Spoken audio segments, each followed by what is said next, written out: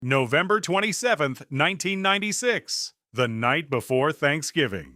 A white van sits motionless in bumper-to-bumper traffic on a Seattle highway. Inside, three men frantically search through bags containing just over $1 million in stolen cash.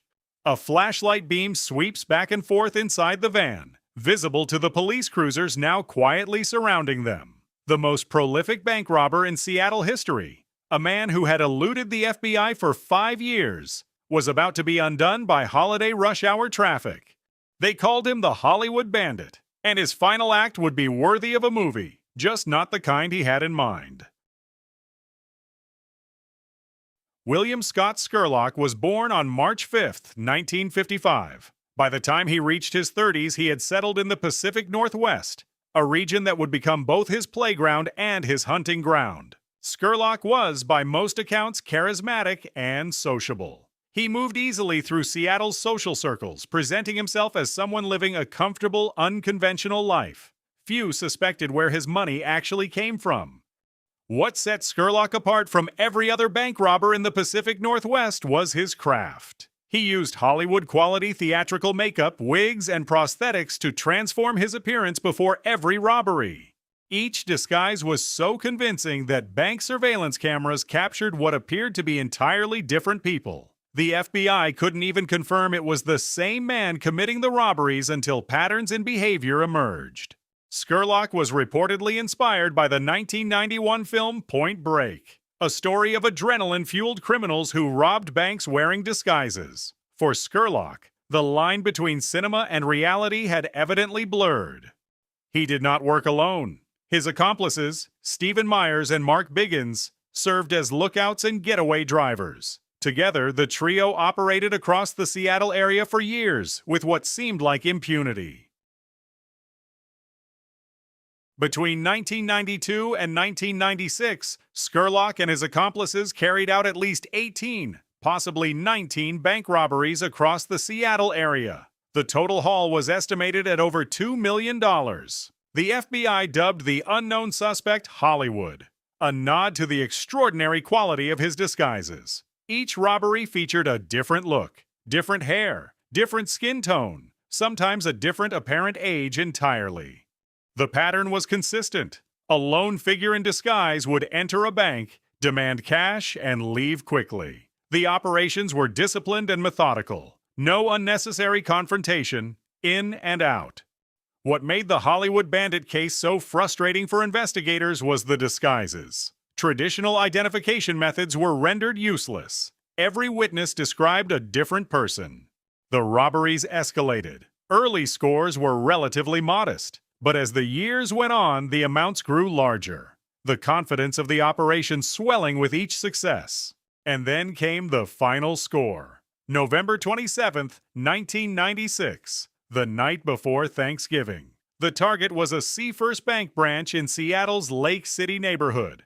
Scurlock entered in disguise and walked out with just over $1 million. Reportedly the single largest cash haul from a bank robbery in the region. It should have been the perfect exit.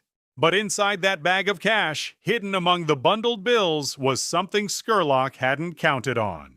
A bank manager had quietly slipped an electronic tracking device into the money during the robbery. For years, the FBI and Seattle police had been hunting the Hollywood Bandit through the Puget Sound Violent Crimes Task Force. Despite extensive surveillance footage, the disguises made identification nearly impossible. Investigators had identified behavioral patterns, the timing, the geography, the type of bank targeted. But a face? They had dozens, none of them real. The breakthrough strategy came from the banking side. Seattle area banks were advised to place electronic tracking devices inside any stolen cash. It was a countermeasure designed for exactly this kind of case. On Thanksgiving Eve, when Scurlock walked into the Seafirst Bank in Lake City, a quick-thinking bank manager acted. While the robbery was underway, the manager covertly placed an electronic tracker inside the bag of stolen cash. Then came a second stroke of fortune. A customer inside the bank followed the robbers outside and noted the description of their getaway vehicle. That information was relayed to police immediately. The trio switched vehicles after leaving the bank, transferring the stolen cash into a white van. They believed they had shaken any pursuit, but the tracker was already broadcasting their location. And then the one variable no criminal can plan for intervened: Thanksgiving Eve traffic. The busiest travel evening of the American year. The white van crawled to a stop and stayed there. Stuck in traffic with over $1 million and a hidden tracker they couldn't find, the suspects began to panic. Inside the van, they used a flashlight to search through the cache, hunting for whatever was giving away their position. The moving flashlight was visible from outside. Police officers, already tracking the signal, spotted the suspicious activity inside the white van and moved to surround it in the gridlocked traffic. A confrontation erupted between the suspects and police. Myers and Biggins were wounded and captured. Approximately $1 million was recovered from the van, but Scurlock, the mastermind, escaped on foot into the night. With their accomplices now in custody, investigators had what they had lacked for 5 years: names. One of the captured men provided information that led police directly to Scott Scurlock. Scurlock had hidden overnight in a stationary camper in Seattle's Ravenna neighborhood. By Thanksgiving morning, police had located him and surrounded the vehicle. On November 28, 1996, Thanksgiving Day, with police surrounding the camper and no possibility of escape, Scott Scurlock took his own life. The Hollywood Bandit's 5-year run was over. With Scurlock dead, the case against his accomplices moved forward. Stephen Myers and Mark Biggins faced federal charges for their roles in the bank robbery spree that had terrorized Seattle's banking community for years. Both men were convicted. They had served as lookouts and getaway drivers across the multi-year robbery campaign, facilitating what amounted to over $2 million in stolen bank funds. Myers and Biggins were each sentenced to 21 years in federal prison. For two men who had spent years driving getaway cars, they would now be going nowhere for a very long time.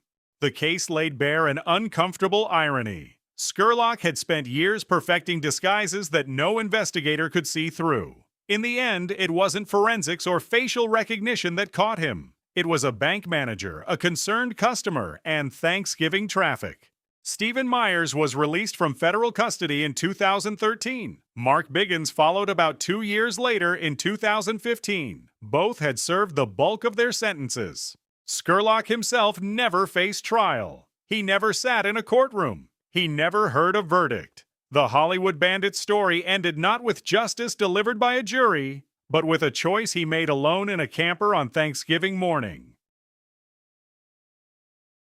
The Hollywood Bandit case became one of the most studied bank robbery investigations in Pacific Northwest history. It demonstrated both the limits and the eventual triumph of persistent, methodical police work. The role of the bank manager who placed the tracker and the customer who followed the suspects outside became a reminder that ordinary people sometimes play decisive roles in extraordinary cases. Scurlock's story was revisited in the 2024 Netflix documentary How to Rob a Bank, introducing a new generation to the case. The absurd final act, a $1 million getaway foiled by holiday traffic, proved irresistible to storytellers.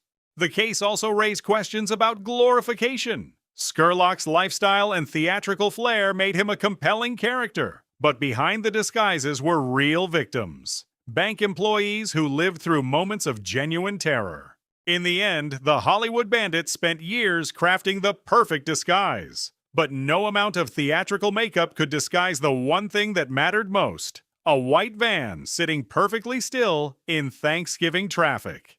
Scott Scurlock evaded identification through at least 18 bank robberies over 5 years. He was ultimately undone in a single evening by a bank manager's courage, a customer's vigilance, and the one adversary no getaway driver can outrun: traffic. A new case drops every day. Subscribe so you never miss one.